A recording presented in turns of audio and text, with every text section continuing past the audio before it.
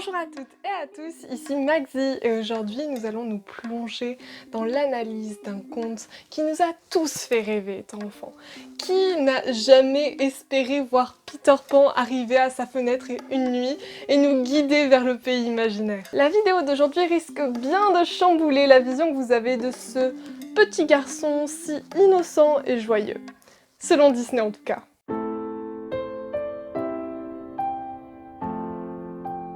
Avant toute chose, je tiens à vous dire que je me base sur le livre en version originale et sur le film en version française. Donc si je cite des passages du livre, je vais vous les afficher en anglais à l'écran et je vais vous les traduire directement à l'oral en français, mais ce sera par rapport à mes propres connaissances. Donc ne m'en voulez pas si je n'utilise pas les bons termes de la traduction française parce que tout simplement je ne les connais pas. Pour les prénoms, je désignerai les frères par Jean et Michel au lieu de John et Michael dans la version originale, tout simplement pour des soucis pratiques. Commençons tout de suite avec quelques précisions sur l'auteur du livre Peter Pan. C'est un Écossais du nom de James Matthew Barrie, dramaturge et romancier qui idéalisait l'enfance comme il a pu le transmettre à travers ses œuvres. Il a d'abord introduit le personnage de Peter Pan dans un roman nommé Le Petit Oiseau Blanc en 1902, puis il a écrit une pièce nommée Peter Pan ou Le Petit Garçon qui ne voulait pas grandir, qui a été jouée pour la première fois en 1904 et qui fut ensuite adaptée en roman beaucoup plus tard, en 1911, sous le titre de Peter et Wendy. L'enfance de Barrie ne fut pas vraiment heureuse, mais une fois adulte, il se noua d'amitié avec la famille Llewellyn Davies. Selon les dires, il aurait eu une amitié plutôt ambiguë avec la mère, mais tout à fait respectueuse. Quant aux enfants, il lui aurait inspiré le personnage de Peter Pan. D'ailleurs, 3 des 5 enfants possèdent des noms de personnages qu'il a mis dans son livre. Peter, Michael et George. Lorsque les parents Llewellyn Davies firent face à une mort prématurée, il adopta les enfants et c'est à eux qu'il raconta en premier les fantastiques aventures de Peter Pan au pays imaginaire. Maintenant que les présentations sont faites, nous pouvons réellement nous lancer dans l'analyse du roman de 1911 et du film sorti lui en 1953. J'ai décidé de diviser cette vidéo en plusieurs points afin de vraiment faire ressortir les différences qu'il y a entre les œuvres et pourquoi.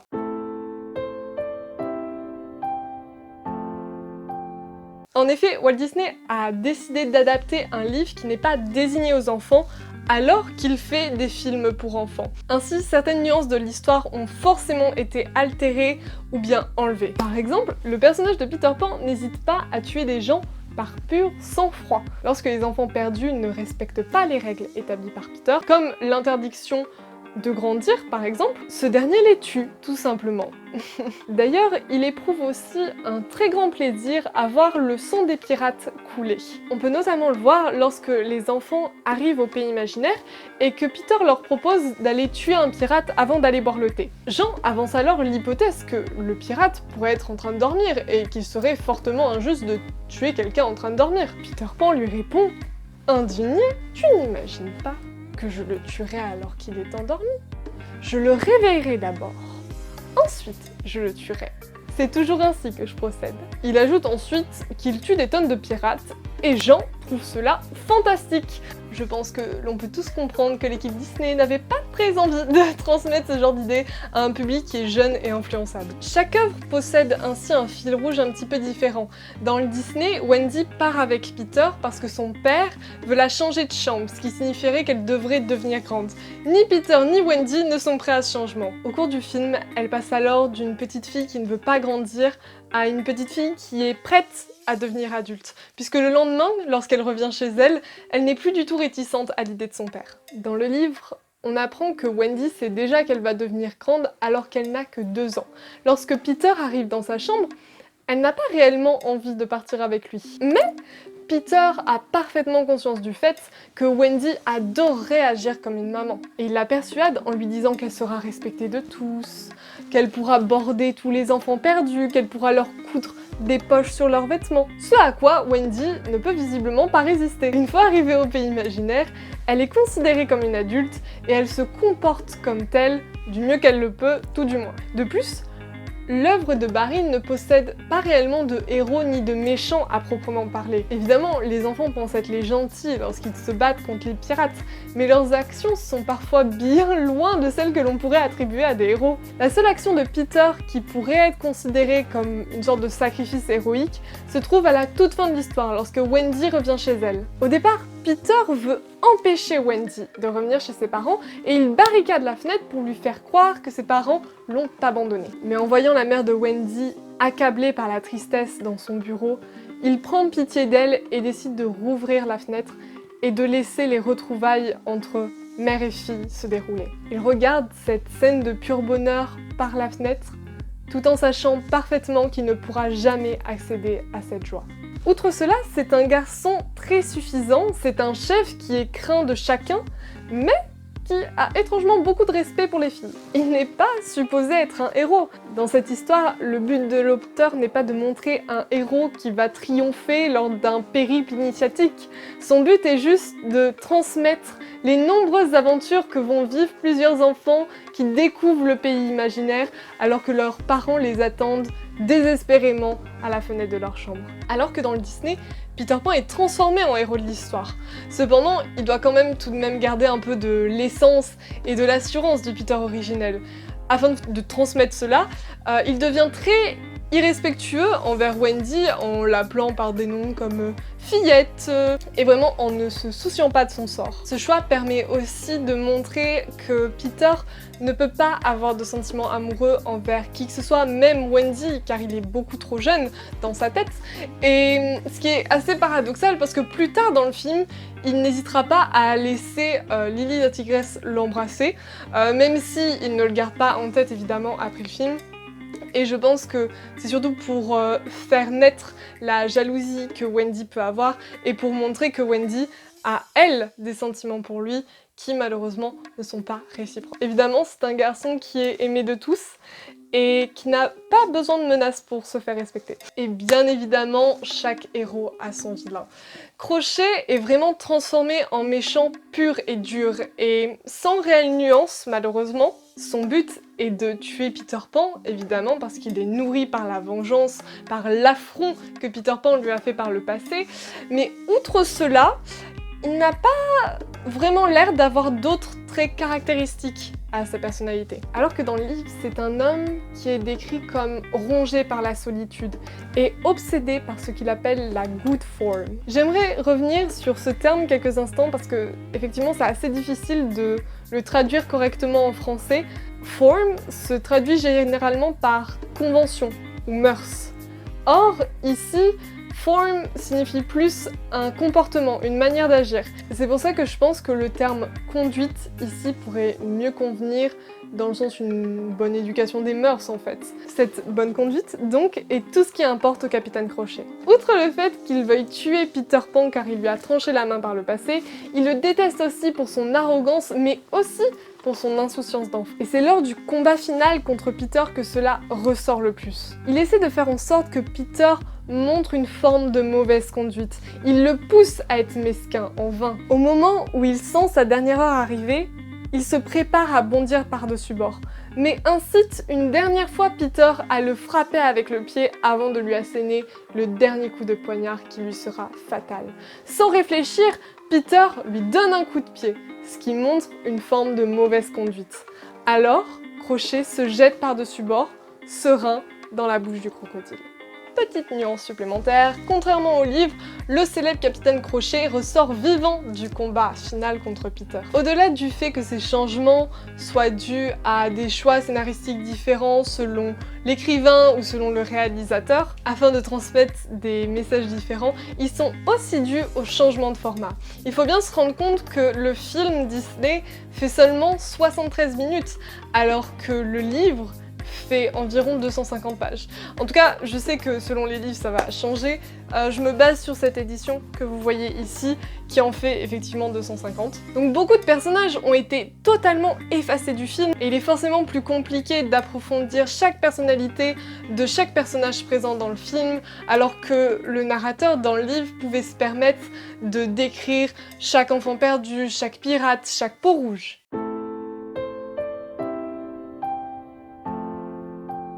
En parlant de temps, cette notion est traitée vraiment très différemment dans les deux œuvres. D'abord parce qu'elles ne s'étendent pas sur les mêmes périodes. Le film se déroule en une nuit. Elle commence lorsque les parents Darling partent en soirée et se termine lorsqu'ils reviennent à l'aube du jour. Dans le livre, l'histoire commence bien avant cette soirée afin d'expliquer le fait que les enfants connaissent Peter Pan et le pays imaginaire. Rien que le trajet pour aller sur l'île prend plusieurs jours, si ce n'est plusieurs semaines. Même si le narrateur ne précise jamais combien de temps s'écoule exactement, puisque au pays imaginaire, la notion du temps est très floue de toute manière, il s'en écoule assez pour que les parents soient absolument désespérés de ne jamais revoir venir leur enfant et que le journal national se mêle de leurs histoires. Et même après le retour des enfants chez eux, le lecteur a droit à un chapitre épilogue où Wendy est devenue une femme mariée et a eu une fille. C'est à ce moment-là que lorsque Peter revient chercher Wendy et qu'il voit qu'elle est trop vieille pour voler, il prend sa fille à sa place. Et plus tard encore, lorsque la fille de Wendy a elle-même eu une fille, il prend cette dernière vers le pays imaginaire, et ce, infiniment. En parlant de Peter, lui aussi a un rapport très particulier avec le temps que tous les personnages n'ont pas et qui n'apparaît malheureusement pas dans le film Disney. Chez Disney, on comprend que Peter ne grandit pas car il vit constamment au pays imaginaire, et ce, depuis toujours. Et on a tendance à associer le fait que c'est l'île qui lui donne le pouvoir de ne pas grandir, et non pas car c'est un garçon qui est un peu plus particulier que les autres. Évidemment, dans le livre aussi, sa jeunesse est due à son séjour constant au pays imaginaire, et s'il décidait de revenir dans le monde réel, il devrait grandir lui aussi comme les autres. Mais le livre apporte une autre nuance au personnage, sa mémoire. Cela n'apparaît pas dans le film car c'est une particularité qui est frappante sur la durée. Or, nous avons déjà vu que le film ne durait qu'une seule nuit. En réalité, ce petit garçon qui ne voulait jamais grandir a de très gros problèmes de mémoire et n'a absolument aucune conscience du temps qui passe. Il lui arrive fréquemment de complètement oublier qui sont Wendy, Jean et Michel alors qu'ils sont présents avec lui tout au long de l'aventure. Et lorsqu'à la fin du livre, il promet à Wendy de venir la chercher chaque année au printemps, il tient sa parole la première année, mais pas la deuxième. Et lorsqu'il revient la troisième, il dit à Wendy qu'il n'a pas raté d'année. Après cet événement, il ne reviendra que lorsque Wendy aura vieilli, toujours en étant persuadé que seulement une année s'est écoulée. De plus, il oublie les personnes dès qu'elles meurent, comme Crochet ou même Clochette. Cela rend le personnage de Peter Pan très incertain, très imprévisible, mais aussi d'une certaine manière très insouciant et encore plus enfantin. Il n'a pas conscience des évolutions du monde autour de lui et quasiment rien ne l'affecte négativement. Il n'y a que 2 moments dans le livre où il se sent effrayé. Lorsqu'il pense qu'il va mourir parce qu'il est dans le lagon, que la marée monte et qu'il est coincé sur un rocher, dans le chapitre 9, et à la toute fin du livre, lorsqu'il se rend compte que Wendy a grandi.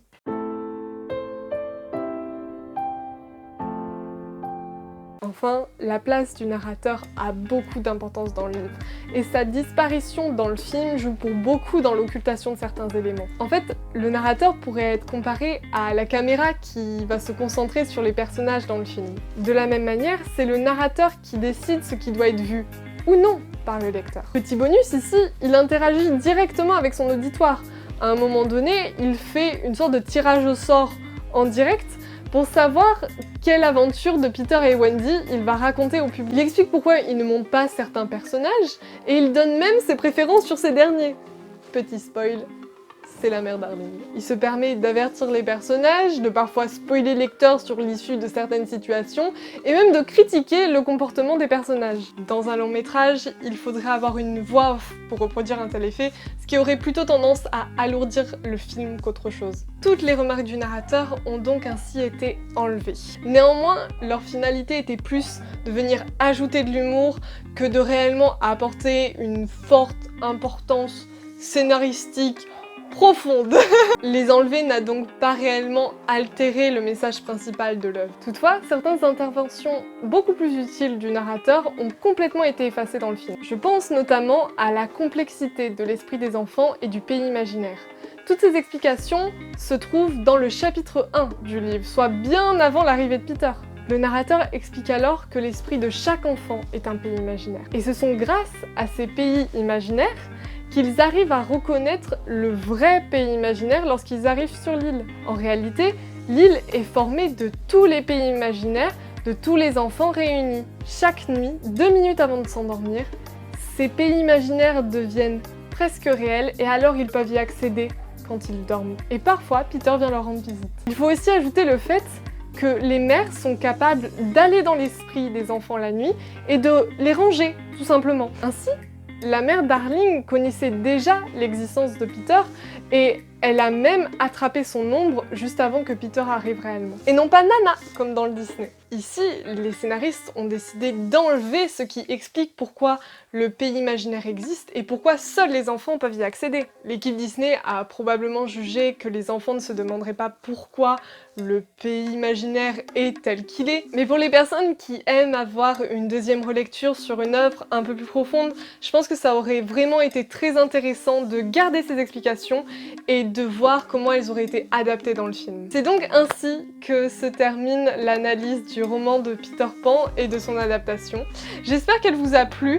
Je vous avoue qu'il y aurait eu plein d'autres choses à dire sur tout ce roman et tous ces changements qui ont eu lieu. Et j'ai pas voulu trop en parler en longueur parce que après ça aurait vraiment fait une vidéo trop longue, je pense, et j'ai pas envie non plus de vous ennuyer. Donc si vraiment ça vous a intéressé cette vidéo, si vous voulez en savoir plus, n'hésitez pas à me le dire en commentaire et puis peut-être que je pourrais faire une partie 2. Voilà. En tout cas, si vous avez aimé cette vidéo, n'hésitez pas à mettre un pouce bleu, n'hésitez pas à vous abonner et à cliquer sur la petite cloche pour être averti dès qu'une nouvelle vidéo sort. Et rejoignez-moi sur Twitter pour avoir des petites infos de temps en temps. Et puis je vous dis à bientôt dans une prochaine vidéo. Bye bye!